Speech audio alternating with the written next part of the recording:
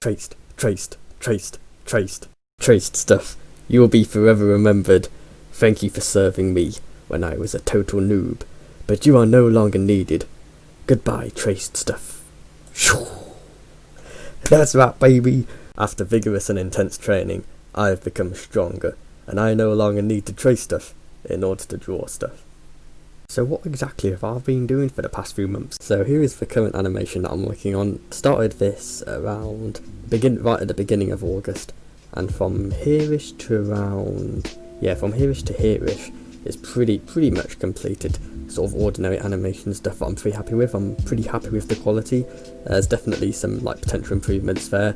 I know this one here is one I definitely want to try and make some improvements on, but for the most part I'm decently happy with it. But I don't want to get people too hyped because it's still very much in the process. Like all of this stuff from this bit onwards, I haven't done much on it. It's still got a long way to go, and that's the reason why I'm doing this video, another video of just showing the progress rather than a completed animation, because I've still got because even though I have made progress and I'm proud of it, but I've still got so much to learn and so much more to do that it's just I couldn't release any kind of completed animation. I don't know how much longer it's going to be because I'm literally just diving into stuff that I don't know how to do, and that's what this whole thing has basically been. But it's been great fun, a great challenge. Speaking of current animations, this is the current bit I'm working on. So the bit that's going to go here, right after these two bits here, is going to be this bit right here. We've got our character standing here, and we've got a few draft frames where he's sort of getting down, ready to do a pose to sprint. These aren't the complete drafts. I think I might try and improve this one, maybe with the face and stuff here if I can, and then maybe this one as well.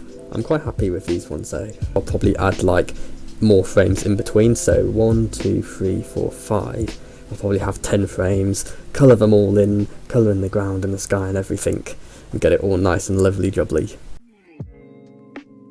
I remember in this video a while back, I had no clue where to draw the perspective or anything, no clue where to draw the arms, how to position the body, where to even start, and so I was like, let's do a running animation. So here's the first draft. We've got him here, and his legs moving, and then it goes back to the first one and sort of goes back and forth like that.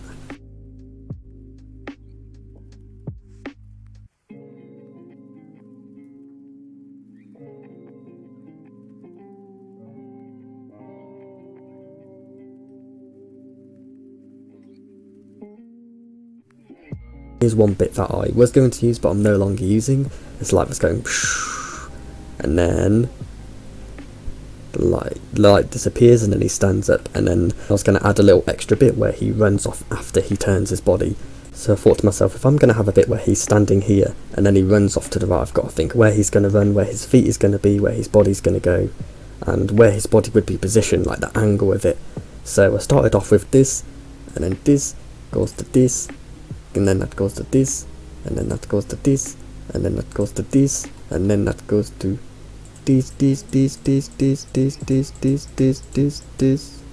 this. All of these draft frames. This is far from complete. There is a random draft, and this was a part that I was originally going to do, but I ended up not actually putting it in. And if you're wondering how those 10 frames looked, here you go. So he's standing here, and he turns, and he goes off. Here's another thing that I'm not using anymore, but I am quite proud of it.